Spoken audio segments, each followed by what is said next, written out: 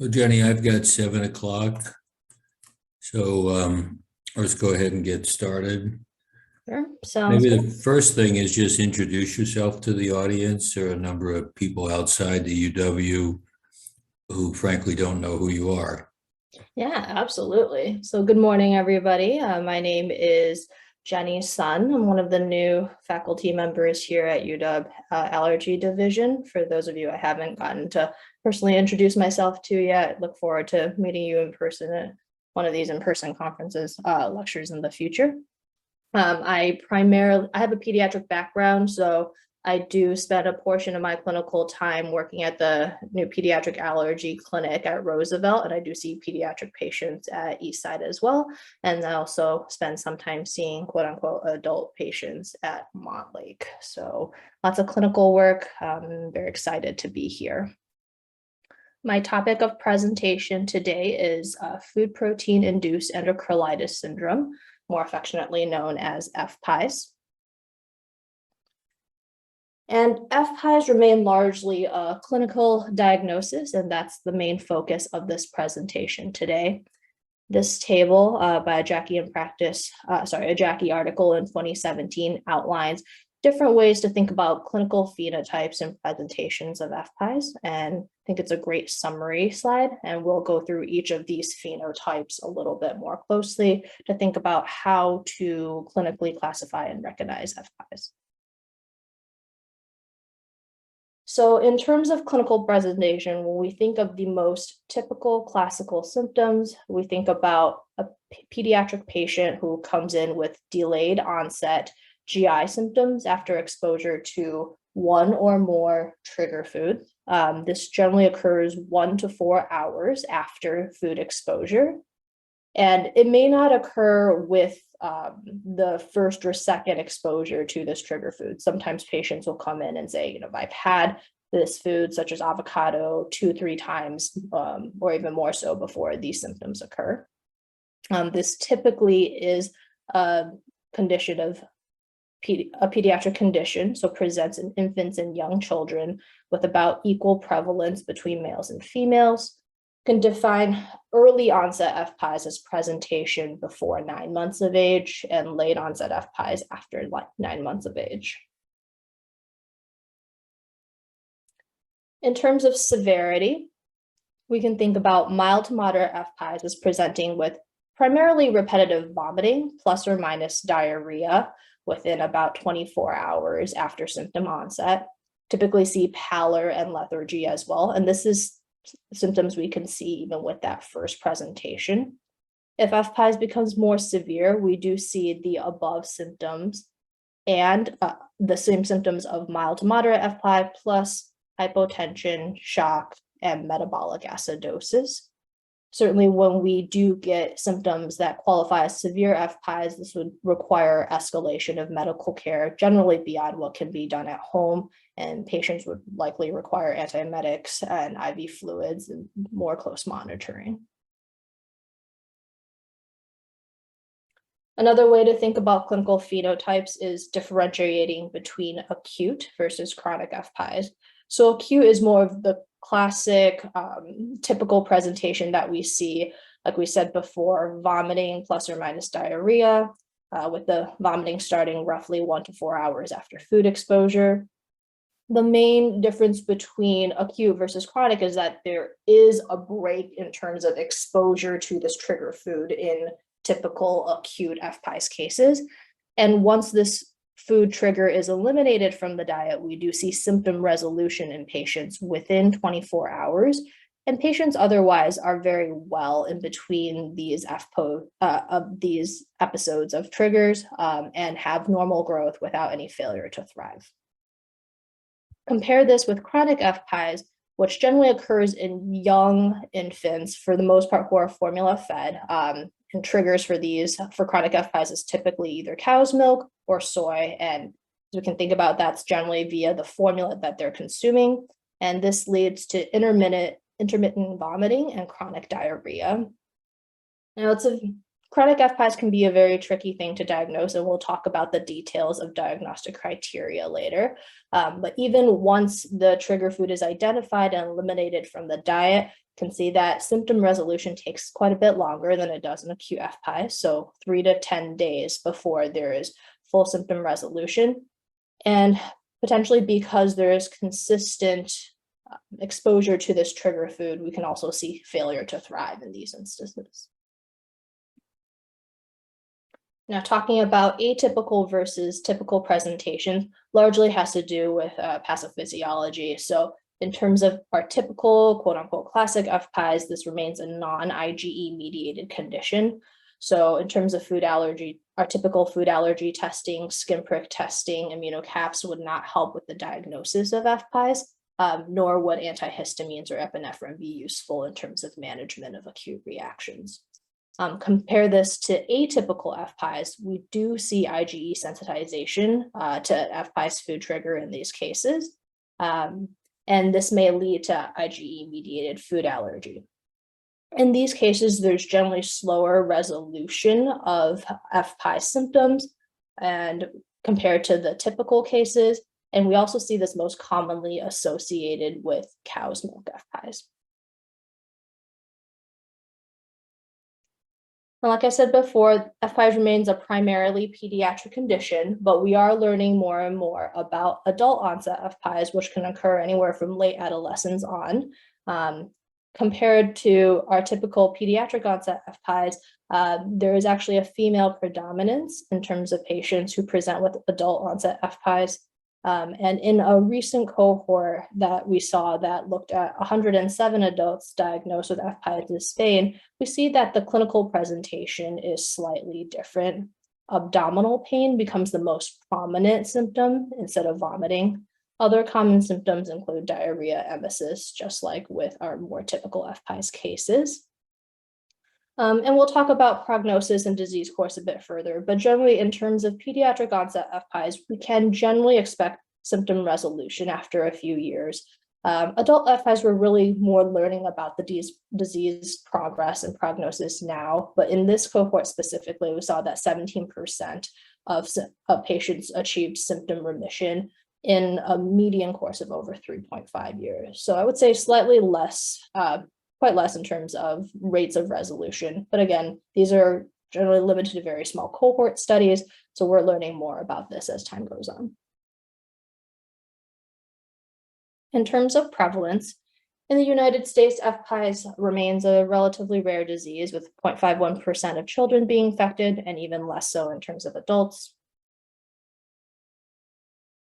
Common food triggers, so that definitely depends on whether we're talking about infants versus adults. And in infants and children, the most common triggers for acute FPIES are rice and oat, and then followed closely by cow's milk and soy.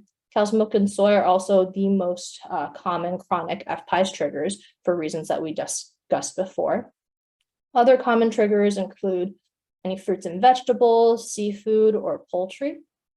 And as we can see, there is some overlap in terms of seafood and cow's milk and soy between common FPIES triggers and then common IgE-mediated food allergy triggers.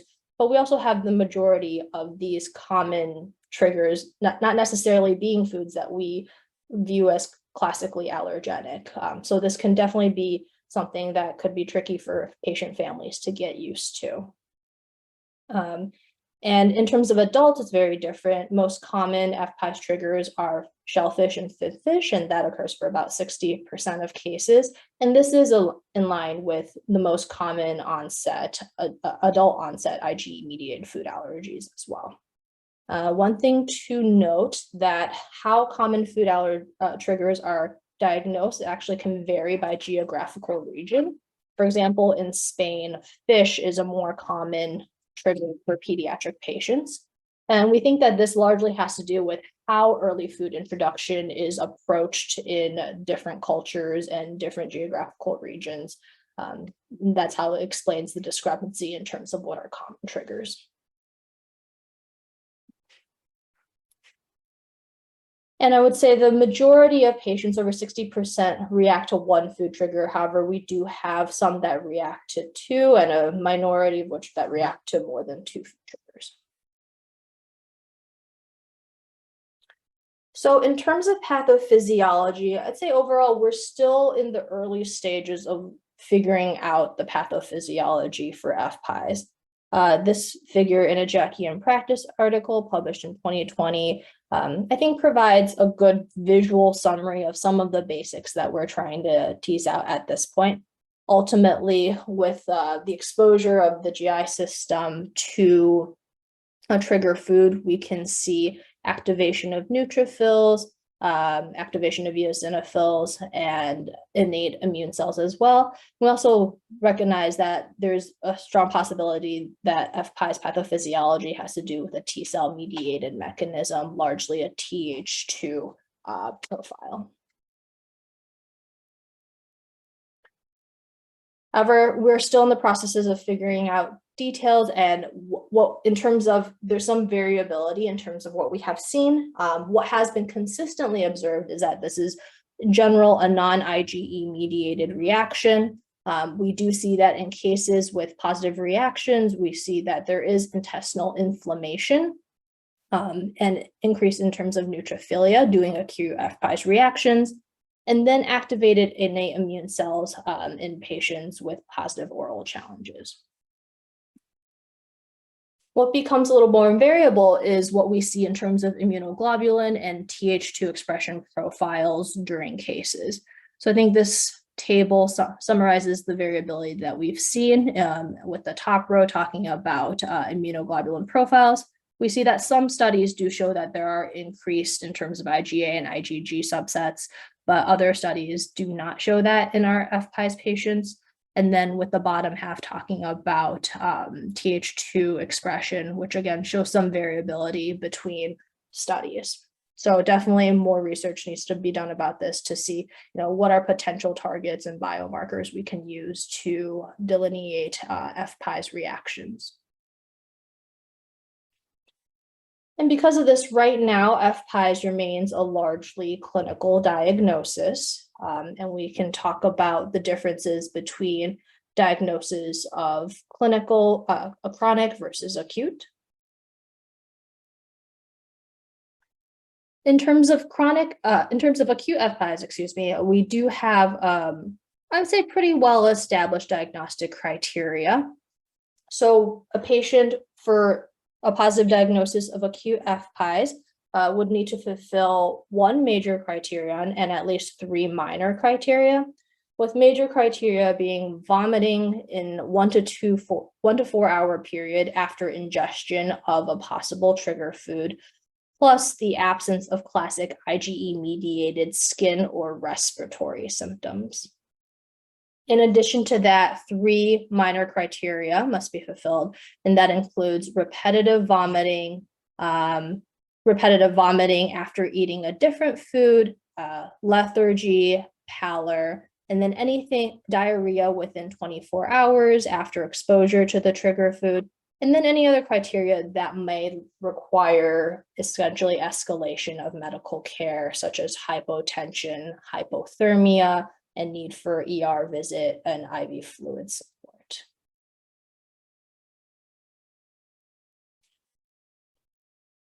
In terms of diagnosis of chronic FPIES, I think this becomes a little bit more nebulous and a little less well-established, but overall, we can see in this table on the left side, we can start with mild presentation at the bottom. So with low doses of exposure, we can see intermittent vomiting, plus or minus diarrhea. And even in milder presentations, we could potentially see poor weight gain and failure to thrive, keeping in mind that these are typically very young infants. But with mild presentations, we do not see dehydration or metabolic acidosis. Once this food becomes ingested on a more regular basis and becomes a more severe presentation, we do potentially see actually diarrhea with blood, and also dehydration and metabolic acidosis. So that's the way we can distinguish mild from severe presentations. Keeping in mind in this age group, there's certainly a broad differential for these symptoms. So certainly there can be delay in diagnosis as well. I think one thing that can be discussed that makes this diagnosis a little more easy to find is that with elimination of these offending foods, we can essentially see symptoms resolve. And again, keeping in mind that this occurs in about a 3 to 10 day time frame after elimination of the offending food. And if we do try to reintroduce these foods back into the diet, we can see recurrence of symptoms, the vomiting and the diarrhea. So it's, again, can be a very difficult thing to diagnose, especially in this age group, and for patient families to look at home. So with that, we do, as clinicians, we can help our patient families with our FPIES challenge, which at this point remains the gold standard for FPIES diagnosis. And how to set up the FPIES challenge, the protocol is a bit different from our typical in-clinic office food challenges for IgE-mediated food reactions. So typically we see a range of 0.06 to 0.6 grams of food protein per kilo of body weight as the target in terms of the food target for these challenges, with protocols typically starting at about a 0.3 gram mark. And again, this is body weight dependent, but we do have a max of about 3 grams of protein that we typically use for these patients. So I would say this is quite a bit less than our typical IgE-mediated food challenges. If a patient was coming in with a severe FPIES diagnosis already to this type of food challenge, there are some protocols that recommend starting with the very low dose first. And as long as the patient can tolerate it without occurrence of symptoms after 2 to 3 hours, then going for a higher or kind of more typical dose for an FPIES challenge, then watching for another 4 hours. So different ways of approaching depending on the severity of the clinical phenotype. And then in terms of typical protocol, we can give this food in even 1 up to 3 doses over the course of 30 minutes. And some protocols recommend a longer observation, but bare minimum, at least 4 hours of in-clinic observation time after the last dose. So very lengthy protocol. In terms of what should be available in clinic, mainly access to fluids and antiemetics like ondansetron should be available at a dose of 0.15 mg per kg per dose, either IV or IM. Should not depend on having oral medications as our primary antiemetic in case the patients are actively throwing up and cannot tolerate the oral medication. For ondansetron, there is a max dose of 16 milligrams that can be given, and it's generally reserved for patients over the age of 6 months, which kind of in this FPIES cohort, by the time they're qualify for a challenge, usually that's not an issue.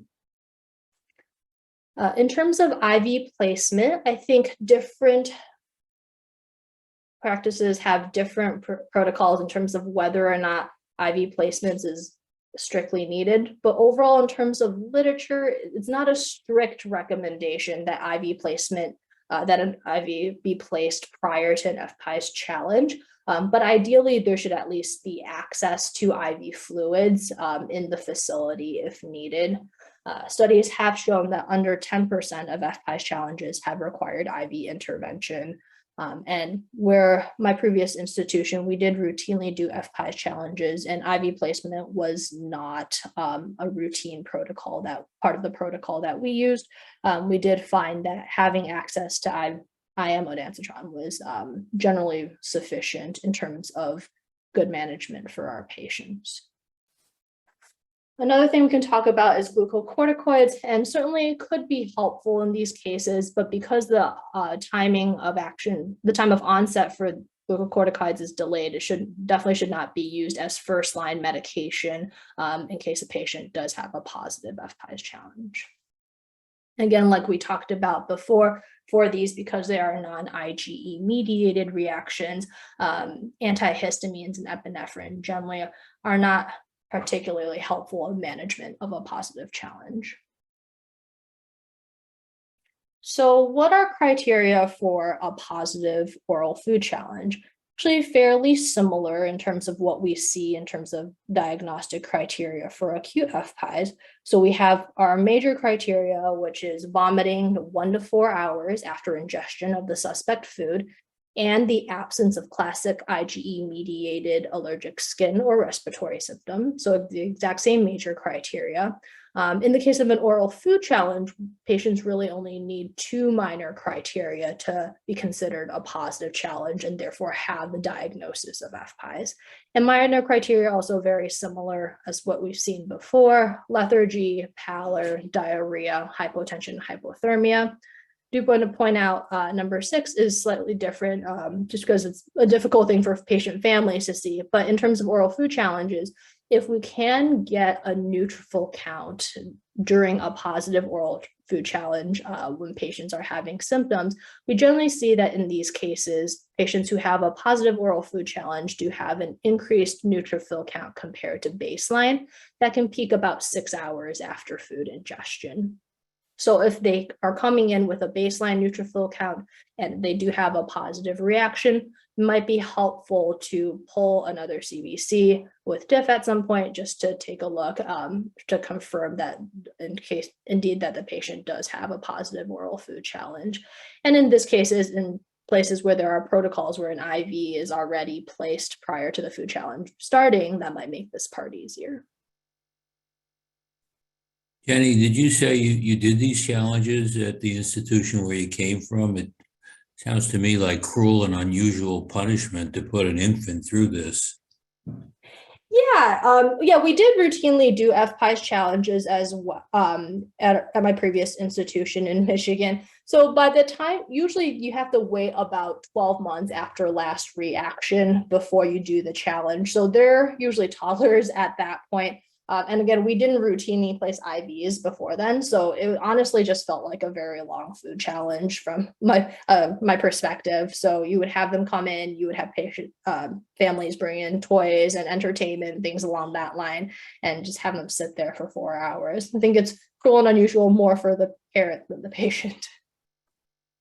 So the whole point is to define which food is ingested. You might have to do this more than once then to define what food.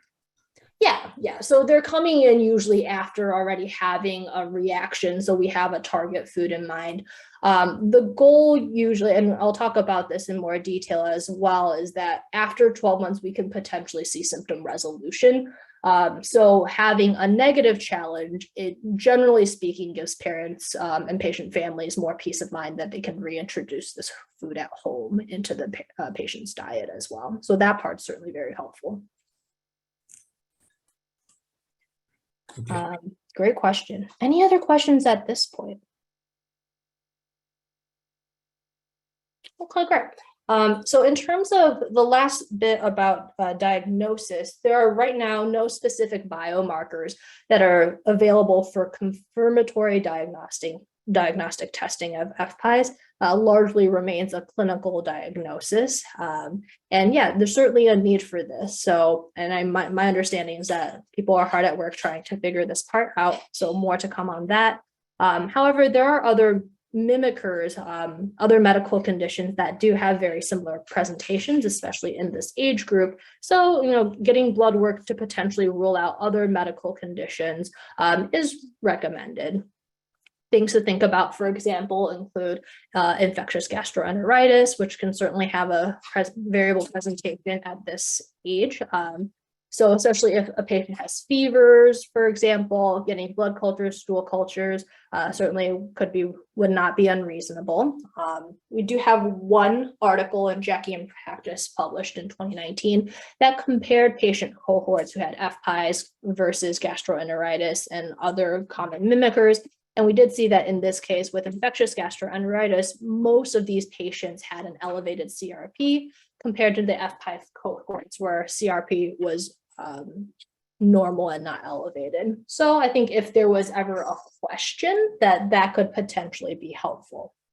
And other things to keep in mind in the differential: GI obstruction, any sort of obstructive cause certainly could cause prolonged vomiting as well, and certainly something that needs to be ruled out. And especially if these symptoms occur in that 1 hour mark, anaphylaxis should not be ruled out, would need to be ruled out. So cannot necessarily rule out anaphylaxis just because of time frame.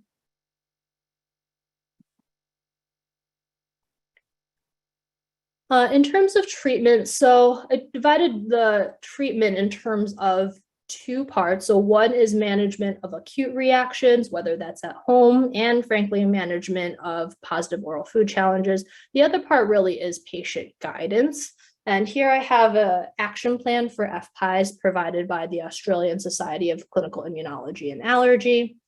As you can see, it's fairly similar to our food allergy action plan. So we have our patient identifying information, target foods that would potentially be triggers, and then we have the separation of mild to moderate symptoms versus severe symptoms and what is the action plan for each. So I think this would be really helpful for patient families to have, especially if they don't have ready access to providers who are familiar with the treatment of FPIES, and if they were to potentially, have a severe reaction at home and not be able to get to a facility that has providers who are familiar with FPIES treatment, bring in a letter to, say, their local ER might be able to help guide providers there about how to treat and then provide the proper care for patients in a timely manner. So in terms of management of acute reactions, really have two things we focus on.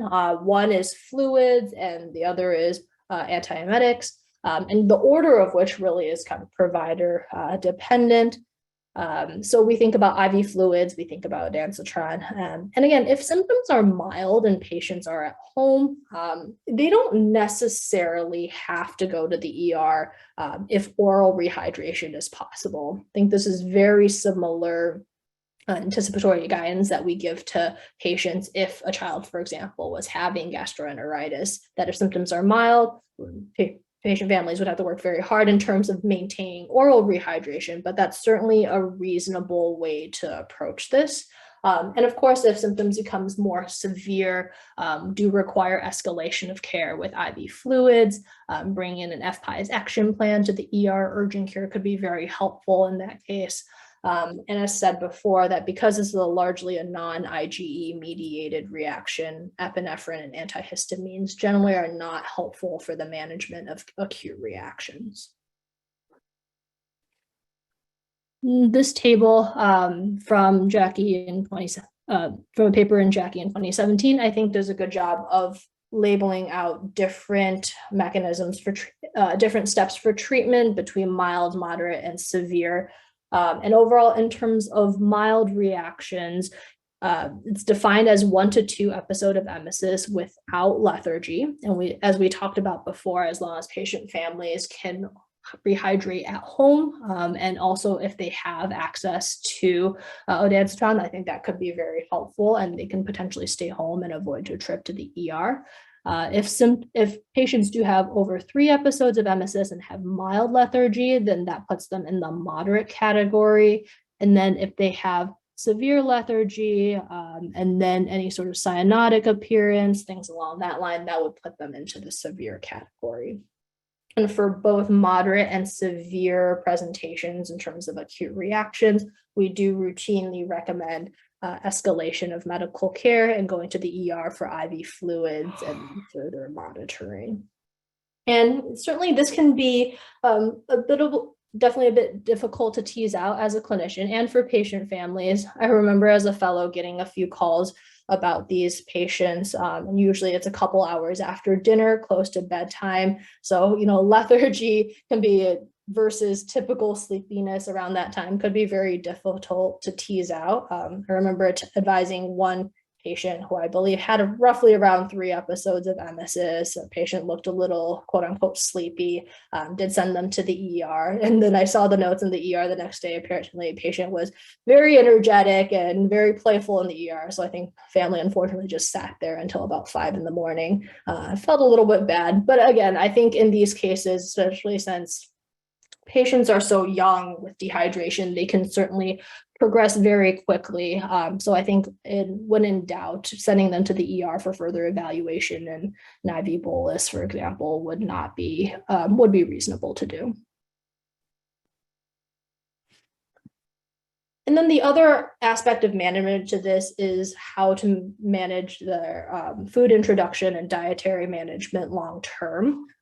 So first and foremost, elimination and identification of the food trigger, which certainly can be difficult in these cases, especially with something like chronic FPIES. And keeping in mind that, these typically present as these patients are starting their early food introduction process and starting their solids. So it can be certainly very jarring to patient families, and having some extra guidance about how to move forward with solid food introduction can be very important. And as clinicians, helping monitor growth would be very helpful to these patients, as well as we do know that with dietary elimination certainly can affect proper development. And then having the help of someone such as nutritionists could be very helpful for these patients as well in terms of guidance on how to proceed forward. I think in terms of general guidance for food introduction, we do have established criteria for what is considered a low versus moderate versus high risk FPIES food. So for these FPIES patient families, what we generally recommend is that they start with quote unquote low risk FPIES food, do a new food about every 4 days. And then that way, in case a patient does have a reaction, and again, like we said before, doesn't always happen in the first or second dose of food like it does with classic IgE mediated reactions, then hopefully with kind of this 4-day span, we can maybe catch it a little bit earlier on. For high risk foods, we would consider delaying them until about 12 months of age. But if they're already coming in tolerating some of these high risk foods, we do not recommend that they necessarily stop them. And they would continue as tolerated. And then it becomes more of a shared decision-making process into how to potentially reintroduce other high-risk foods into the diet as well. If the patient is still breastfeeding, it's not routinely recommended at this point that there should be maternal dietary elimination as long as the patient is otherwise doing well.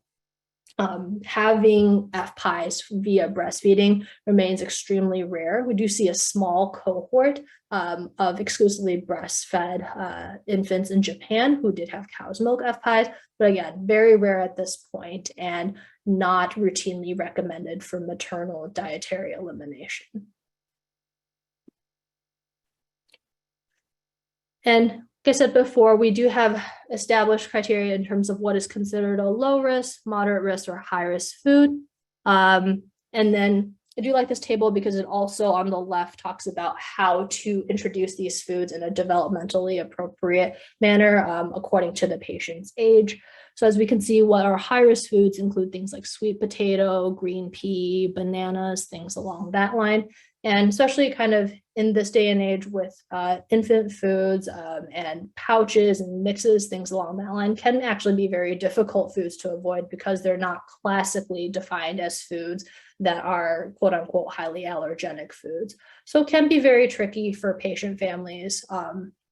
I do remember one patient family who had one kid with FPIES and one with, I believe, a peanut allergy, saying that, this whole process of figuring out what these foods are from an FPIES standpoint and doing a new food every 4 days certainly felt even more tedious than avoiding peanut, which is commonly labeled.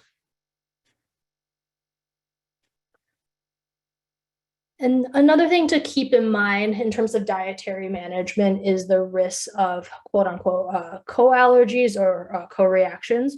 Like we said, only about 60% of FPI patients have sensitization to one food. So we do have a large population of this cohort who can potentially have 2 or more FPIES triggers. And as we can see with this table, for example, if the patient has FPIES to cow's milk, the likelihood of them having cross-reactivity to soy is somewhere in the 30 to 40% range. At least this is what we've currently observed. So it's not routinely recommended, for example, in a patient who has cow's milk FPIES to just switch to soy for everything. So keeping that in mind can also affect how we approach our recommendations for food introduction and dietary management for these patients as well. Now, lastly, in terms of prognosis and long-term management. I think as we're talking to our patient families about this rather tedious task of solid food introduction and providing reassurance and extra support, I think one thing that we can say, there's generally a light at the end of the tunnel for FPIES in that the majority of cases resolve by school age. And the age of resolution actually, interestingly, very much varies with what the trigger food is and geographical region of the patient. And potentially part of this is just that these studies are relatively small scale right now, can be subject to sampling bias. But for example, in terms of cow's milk FPIES resolution, the median age in the US is about 6 years versus in Korea, it's actually about 12 months.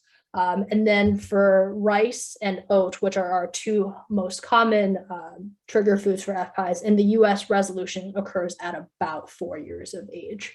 And kind of from a clinician standpoint, we can certainly confirm this with a FPIES challenge. And if a patient has a negative FPIES challenge, that can give patients and patient families a little more confidence to reintroduce these foods back into the diet.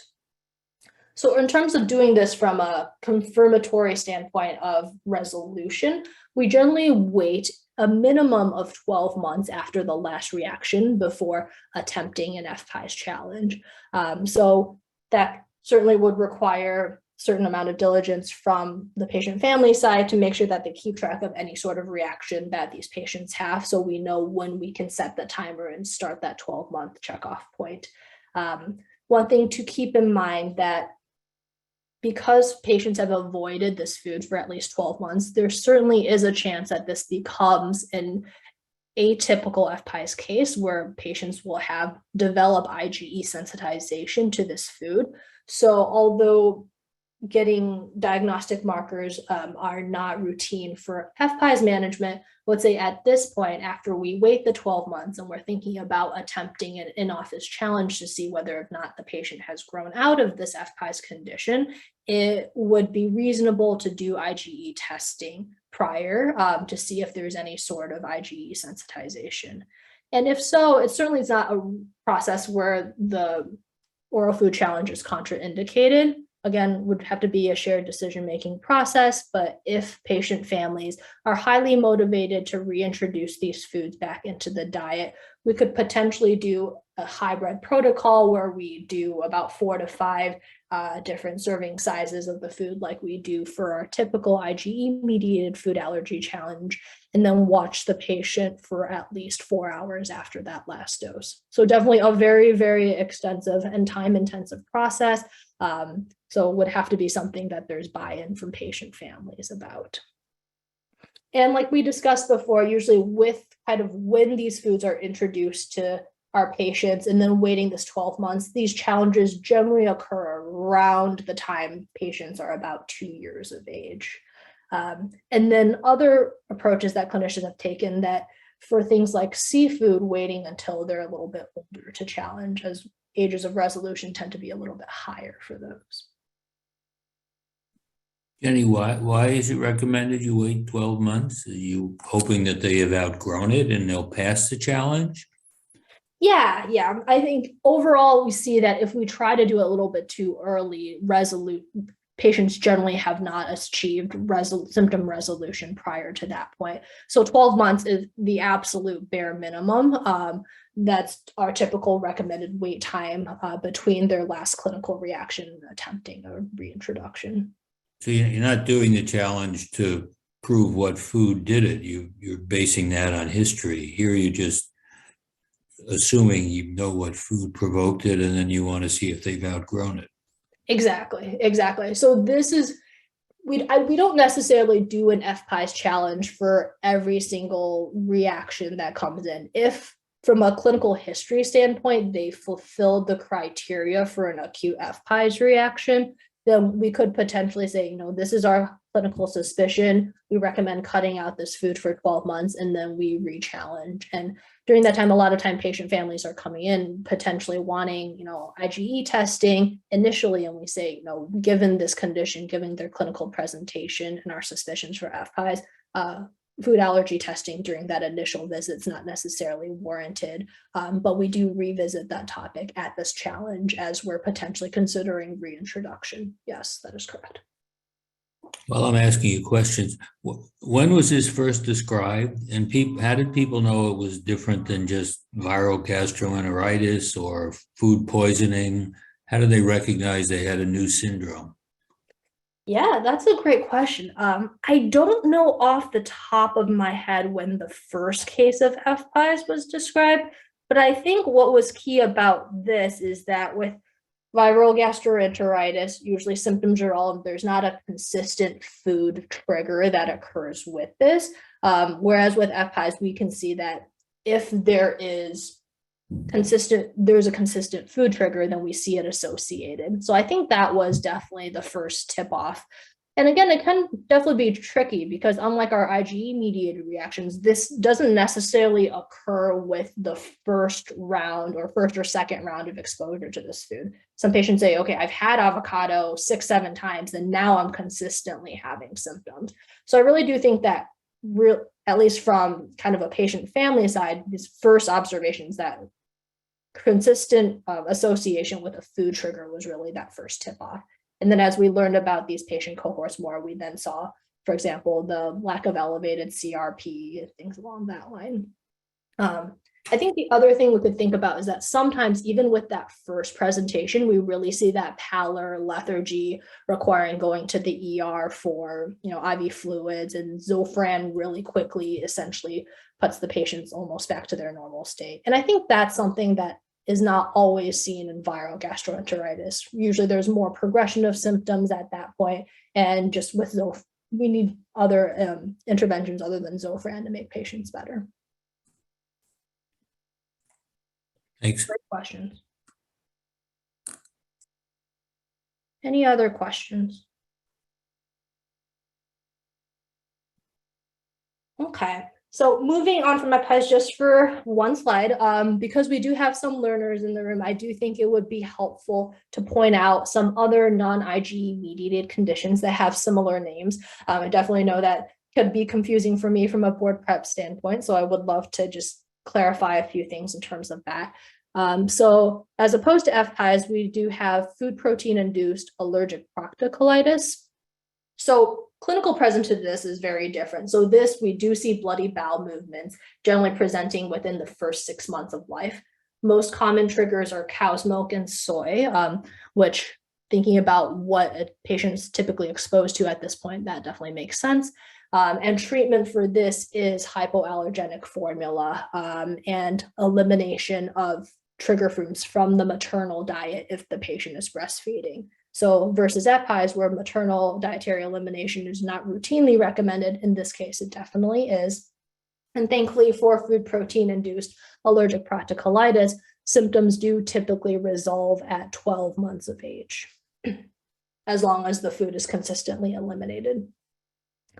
Another condition we can think about is food protein induced enteropathy. So symptoms include prolonged diarrhea, malabsorption, and failure to thrive within the first year of life. So, compare this to FPIES, where for acute cases, failure to thrive isn't typically seen. With food protein induced enteropathy, it is.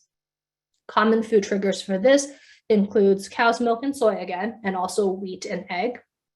And unlike FPIES and then food protein induced allergic proctocolitis, for food protein induced enteropathy, we do see biopsy as playing a larger role in terms of the diagnostic process.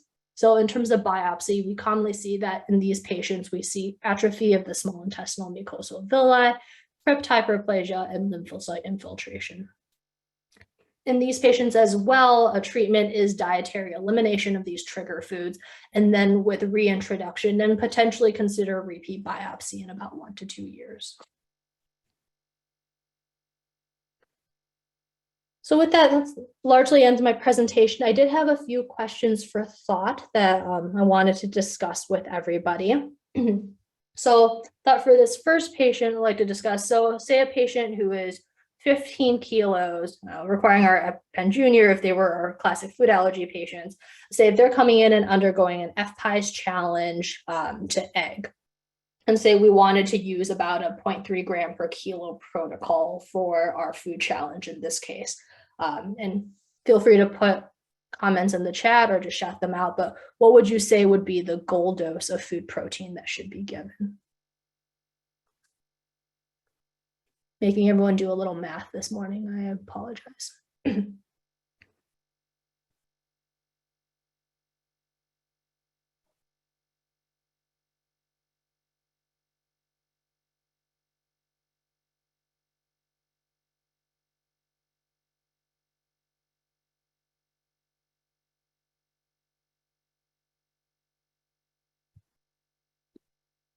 Yes, I can share my slides later. That's not a problem, Angela. I'll say as an internist, I have absolutely no idea what the answer is. Yeah, no, thanks for sharing that. I see 5 grams listed. So essentially what we do in this case, because the patient is 15 kilos and we want to give them, say, 0.3 grams per kilogram. So I would do 0.3 grams times 15. And I'll just do the calculations with everybody.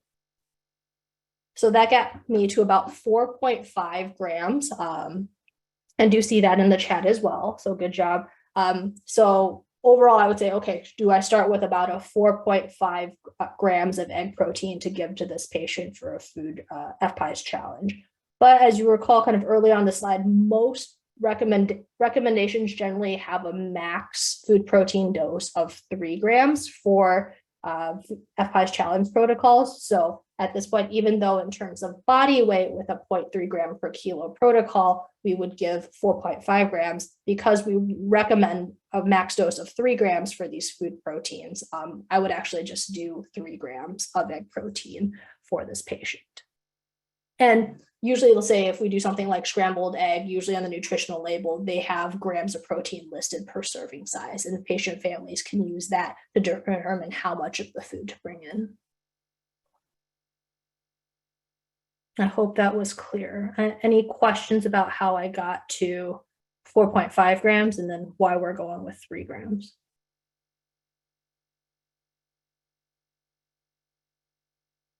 Do you use whole egg or egg white? That's a good question. I think so. Usually for these cook protocols, we use scrambled egg. So both egg yolk and egg white.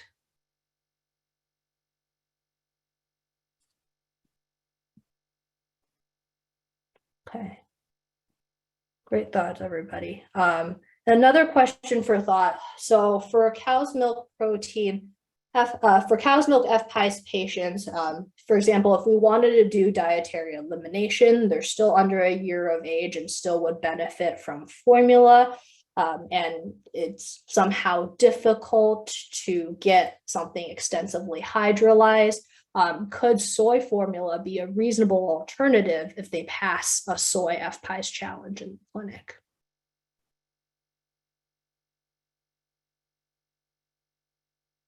What do you guys think?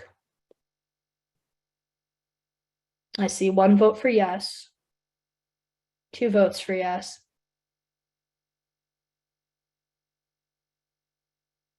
Any other thoughts?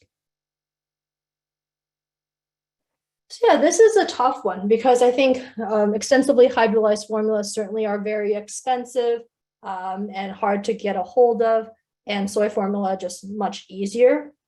One thing to keep in mind is that because of this rate of cross-reactivity, where a patient with cow's milk FPIES may have roughly 40% chance of having soy's FPIES as well, we want to be very careful about recommending something that has this high cross-reactivity.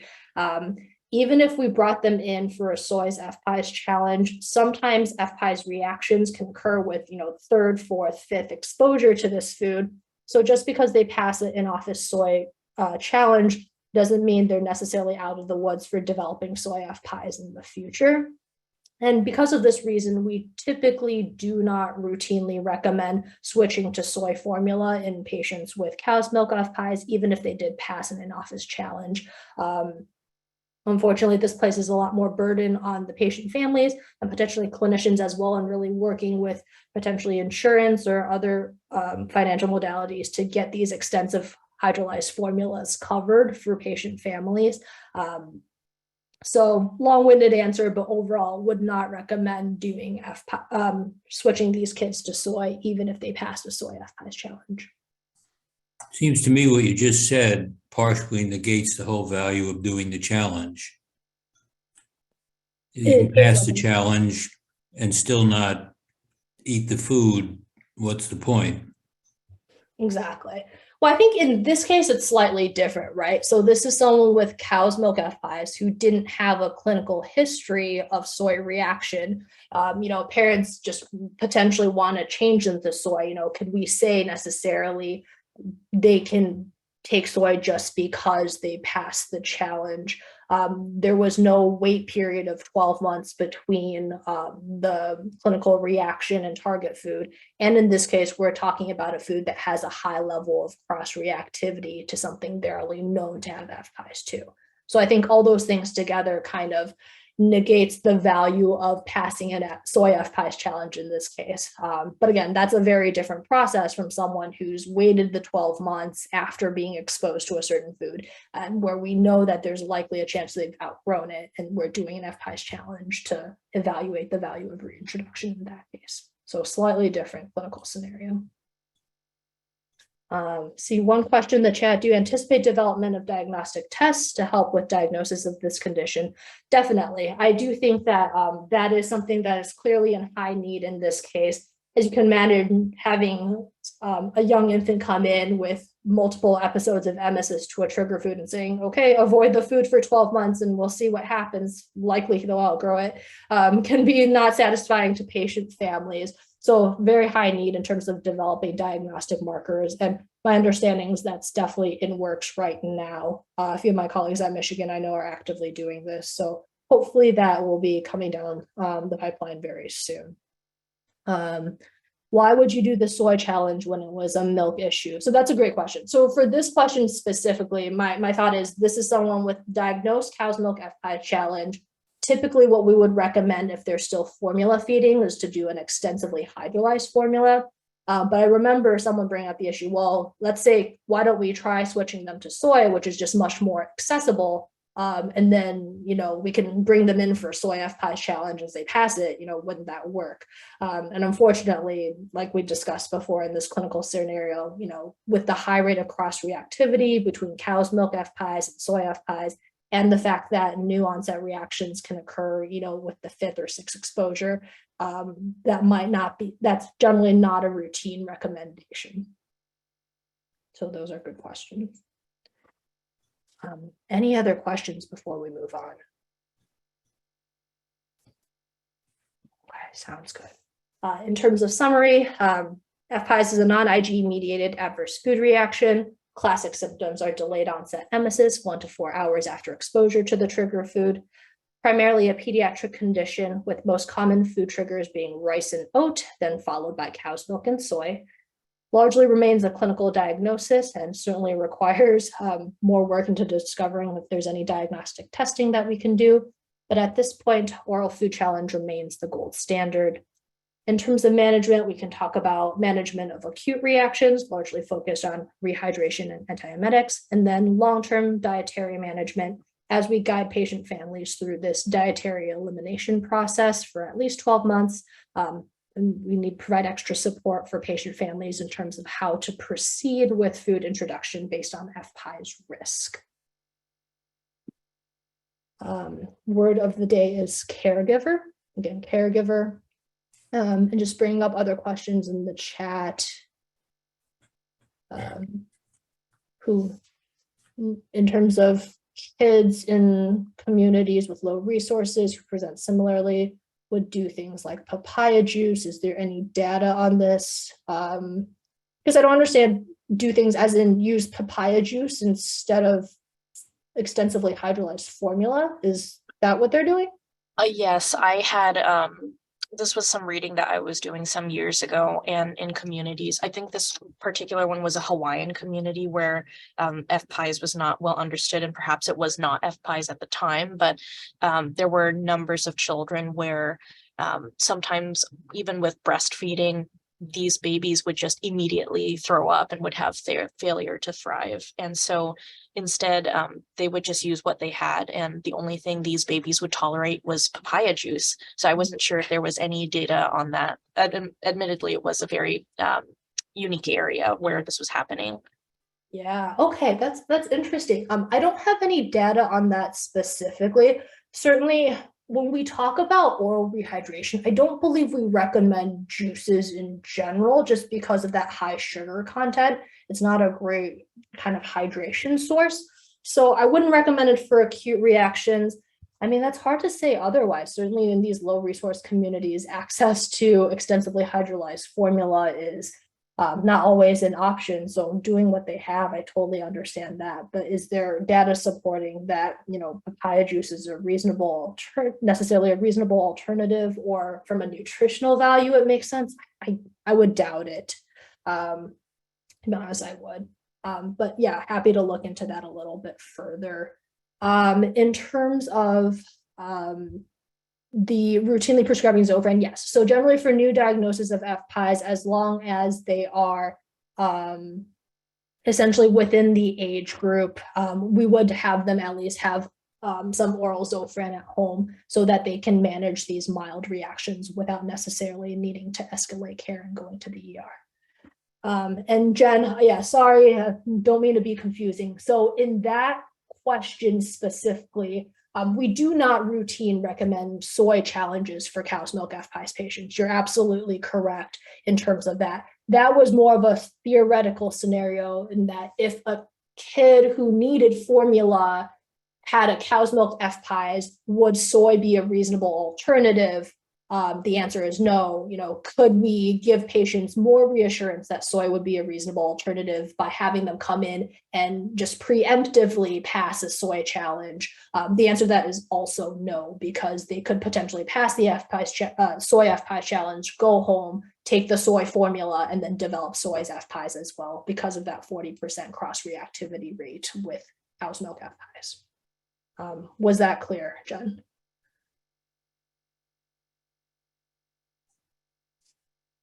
Okay, perfect. Yeah, sorry, did not mean to be confusing. Okay, any other questions?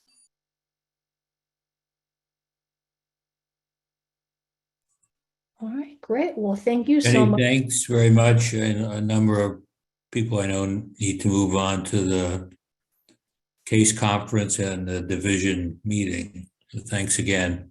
Absolutely. Thank you so much, everybody. It was a great discussion.